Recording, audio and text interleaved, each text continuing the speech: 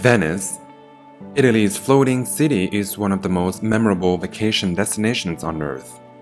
Canals, gondolas, and the Rialto Bridge. You think you know what to expect from Venice, but it turns out that no photo, however digitally enhanced, can hold the candle to the real city. To get to know it, though, requires more than an afternoon.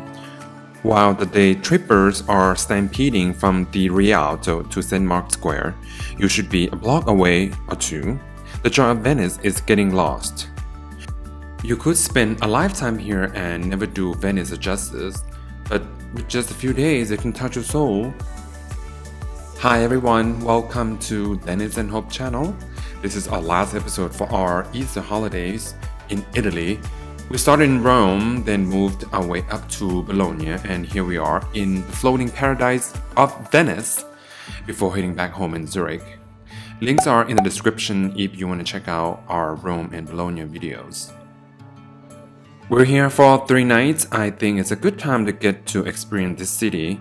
We've been here a couple of times now, but this time we're here to show our dear friend Sergio what this lovely city has to offer and why millions and millions of people come here every year. The Republic of Venice was founded in year 697 after the decline of Roman Empire by people escaping from Germanic invasions. People fled from the mainland to the small islands in the lagoon which were difficult to reach and easy to defend. Since then, the Republic lasted more than a millennium until 1797.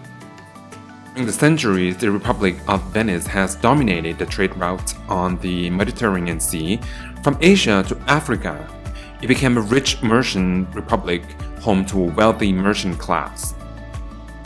Venice and water are inseparable. For centuries, the city got its fresh water from rainwater collected in the cisterns in town squares. You see wells all over the city squares. In this episode, we'll show you some very touristy places and some not. There is a shop there with a timestamp, so please look for it. We arrived in Venice by train from Bologna, which only took just an hour and a half. After settling down at our Airbnb, we did what most tourists do here by hitting St. Mark's Square, which is the most visited place in Venice. Piazza San Marco, as it's pronounced in Italian, it is the city's main public square and contains its most famous buildings such as St. Mark's Basilica and the Doge Palace. Napoleon called it the world's most beautiful drawing room. Expect to see millions and millions of people when you come here. The St. Mark's Campanile Tower stands tall and can be seen from far away. You can go up, but I highly encourage you to buy tickets in advance. There's also a clock tower with 2 bronze figures representing Moors strike the hour. Columns of St. Mark and St. Theodore stand tall and can be seen from far away as well. The 2 columns are made of granite and marble and were placed near the entrance of the square in 1172. During the 18th century, public executions were held between the 2 pillars. At the square, you will see St. Mark Basilica, an iconic cathedral with a cavernous gilded interior, myriad mosaics, and an on-site museum. Next to the Basilica, there is the Doge's Palace, one of the symbols of Venice. The palace has been used for everything from the residence of the Doge, or the king, to the prison of the Venetian Republic. The Rialto Bridge is the oldest of the 4 bridges to cross the Grand Canal of Venice. At this bridge, you will get the best view of Grand Canal. It is very commercial at the bridge. We had to cross this bridge many times during our stay, and it looks a little bit different with different times of the day because of the sunlight, I guess. If you pass over the bridge from Piazza San Marco, you will come across the Rialto Market, a colorful market packed with delicious looking fruit and vegetable. It also includes a fish market. Can you believe that the Venice market already existed in the exactly same location more than 1,000 years ago? Oh my god, this market is old. I guess If we're here for a week, we might be tempting to cook, but we're here just for 3 nights. There are millions of restaurants for us to try, so no cooking, just looking.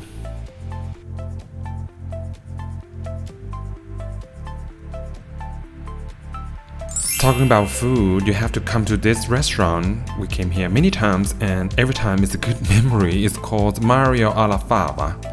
The price is above the average, but the quality is well above the average. Oh my god. We start with a bottle of Franciacorta. This bottle is the bomb. A small bite from the house, and this red shrimp is the best of this restaurant has to offer. Pasta with more shrimps. What can go wrong? This one's very creamy and then is loving it.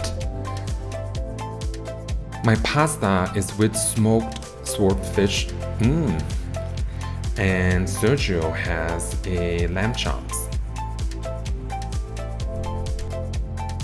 Dennis is not full, he has more dish, which is a fish. The dessert is to die for as well, and this is Easter special. As expected with the restaurant this caliber, they have limoncello on the house to close it all off.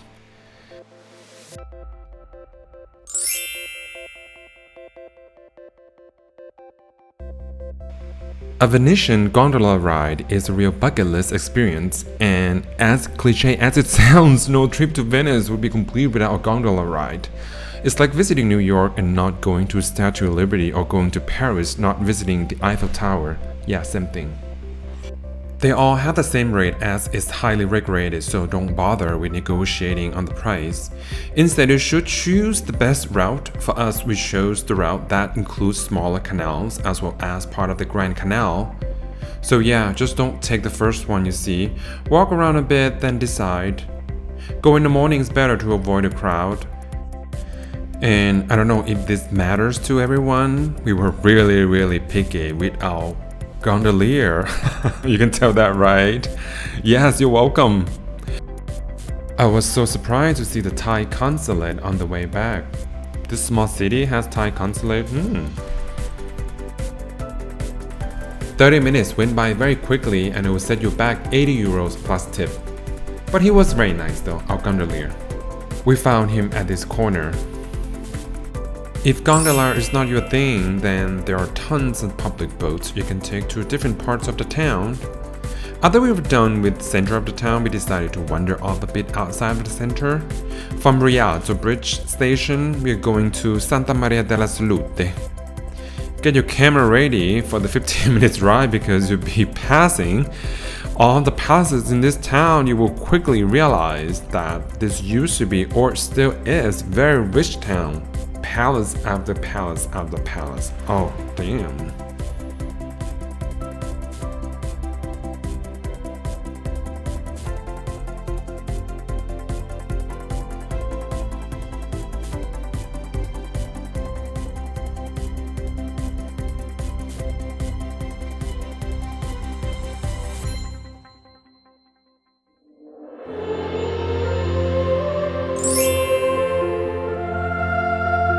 The Basilica of Santa Maria della Salute is one of the most known in Venice, whose dome is visible from all over the city. It was constructed to celebrate the end of the plague in 1631. From the church, we walked back to San Marco, passing through the neighborhood where the real Venetians live.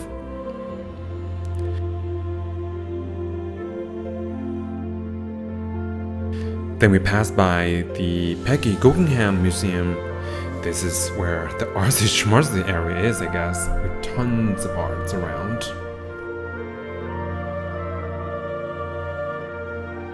What can be better after a long day of walking with Aperol? Cheers!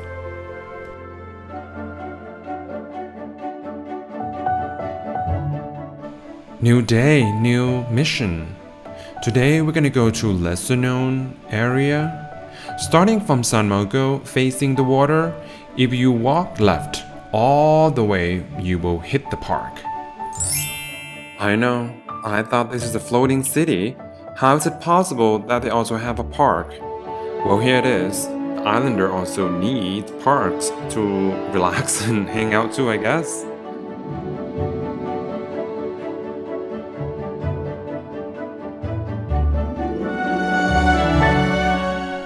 This is where you will find a lot of real residents of this town.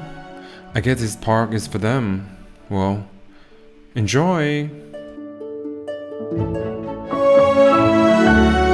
If you're here for a little shopping or a big one, Venice will not disappoint you. All the big brand names are here. Again, from San Marco Square, facing the water, if you turn right and walk about 5 to 10 minutes, you won't miss it, they're all there. But if you want to go to a real shopping mall, you need to come here. I'm not even gonna bother pronouncing this. It's ridiculous. But inside is fabulous. Oh my god, it's fancy mall with all kind of fancy stuff. Look at this building. Jesus. This building used to be a big post office. It was renovated less than 10 years ago now. It's a big shopping mall. You can find luxury clothes, shoes, jewelry, perfumes, and beauty items here, as well as souvenirs. The best part about this mall is you can go all the way up to the rooftop for free to enjoy this majestic view of Venice in 360. Go ahead, take it all in.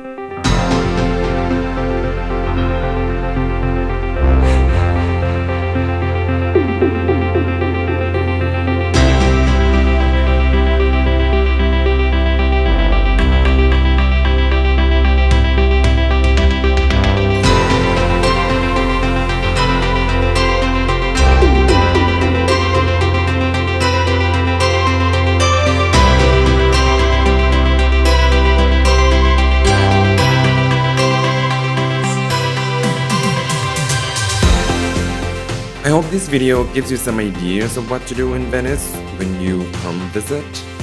If you like it, then please give it a thumbs up so other people can discover this video and this channel.